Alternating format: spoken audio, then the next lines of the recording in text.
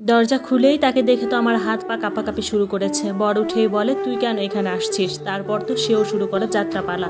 আমি তো তাদের কাহিনী দেখেই ভয় পাই, বাসা বাড়িতে মান সম্মানের ভয়, আর তাদের এই ব্যবহার।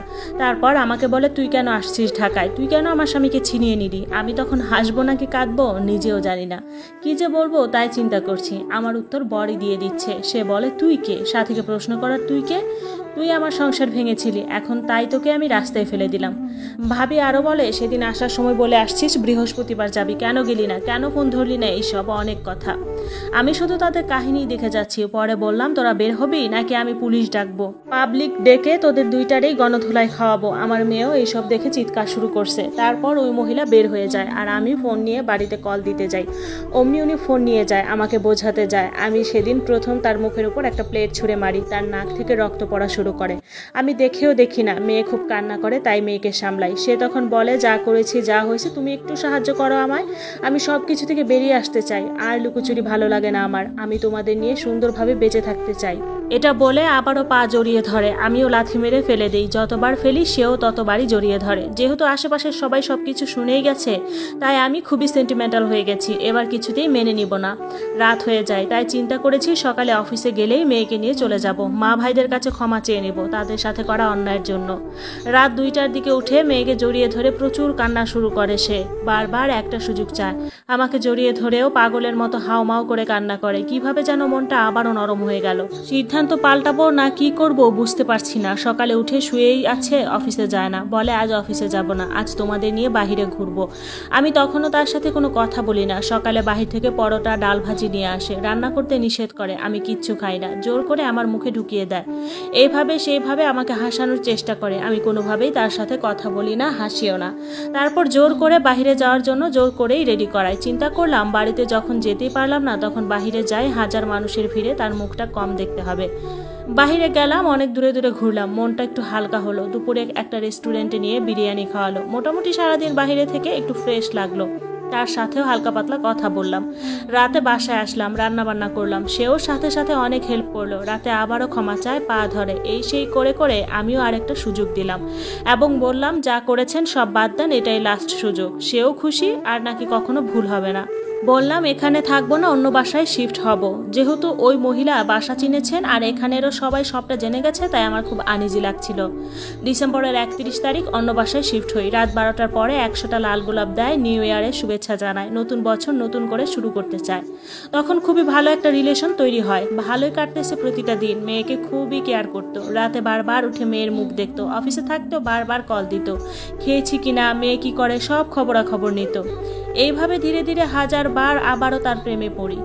13 সাল থেকে জীবনে ধীরে ধীরে সুখের চাবিকাঠিটা দরজায় কড়া নাড়তে থাকে। ঈদে শ্বশুর বাড়িতে আসলাম, বর আসতে চায়নি লজ্জায়, জোর করেই শাশুড়ি নিয়ে আসে। শ্বশুর বাড়ির কেউ চাচ্ছিল না তাদের ছেলে গার্মেন্টস জব করুক।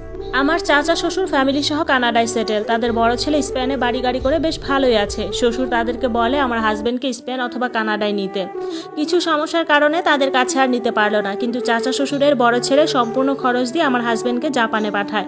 13 সালের শেষের দিকে সে জাপান যায়, 14তে আসে আমাকে আর মেয়েকে নিয়ে যাওয়ার জন্য। কিন্তু মেয়ের ভিসাজনিত সমস্যার কারণে আর সে বছর আমাদের যাওয়া হয়নি।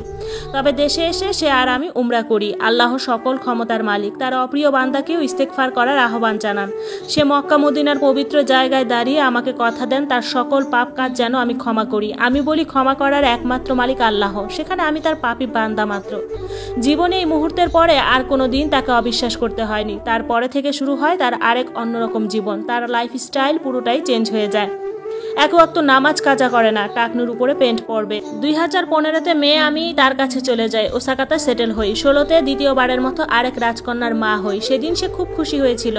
পুরো প্রেগনেন্সিতে সে আমার সহযোদ্ধা ছিলেন, তার অফিস সামলিয়ে যতটুকু পেরেছেন আমাকে সাহায্য করেছেন ইনশাআল্লাহ। জাপানে মানুষ যেমন সাদাসিধা, আপনার সাথে কথা বললে বুঝতেই পারবেন না এটা আপনার অপরিচিত কেউ। বাচ্চা থেকে বুড়ো সকলে হাই হ্যালো করবে। চুরি ডাকাতি এদেশের রূপকথার গল্পের মতো। এদেশে একটা চোর পেলে হয়তো তাকে নোবেল দেওয়া হতো। খুবই শান্তিপ্রিয় দেশ জাপান। আলহামদুলিল্লাহ, সব মিলিয়ে খুব সুখে রেখেছেন আল্লাহ। হাজার হাজার শুকরিয়া, আমার মতো এক পাপী বান্দাকেও আল্লাহ তার হেদায়েতের ছায়াতলে ঠাঁই দিয়েছেন। ছোট মেয়ে হওয়ার পর থেকে বরের আগ্রহে আমিও হালাল হারাম মাহারাম নন মাহারাম মেনে চলার চেষ্টা করছি। কতটুকু পেরেছি আমার আল্লাহ জানেন। দুজন যখন একসাথে নামাজে দাঁড়ায়, ছোট মেয়েও আমাদের মাঝখানে দাঁড়ায় নামাজের জন্য। আলহামদুলিল্লাহ, এই যে কি সুখ সে বলে বোঝানো যাবে না।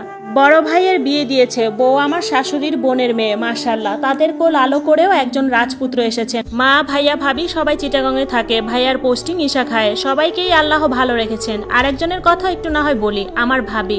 সেই মহিলা, তিনিও ভালো আছেন। 3-4টি বিয়ে করেও সুখের মুখ দেখেনি। কোনো একটা লোকের সাথে বিয়ে করে বেঙ্গালুরে গিয়েছিলেন কাজ করতে, পালিয়ে গিয়েছিলেন। সে একটা ছেলে জন্ম দিয়ে পালিয়েছেন। এখন হয়তো মা ছেলে ওইখানেই আছেন। তবে দোয়া করি ছেলেকে নিয়ে সুখী হোক।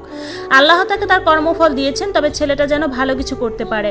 বর্তমানে আমি এখন বিডিতেই আছি। 3য়বারের মতো মা হতে যাচ্ছি। বর চাচ্ছে তার আরও একটা কন্যা সন্তান হোক। 3টি জান্নাত দিক তাকে।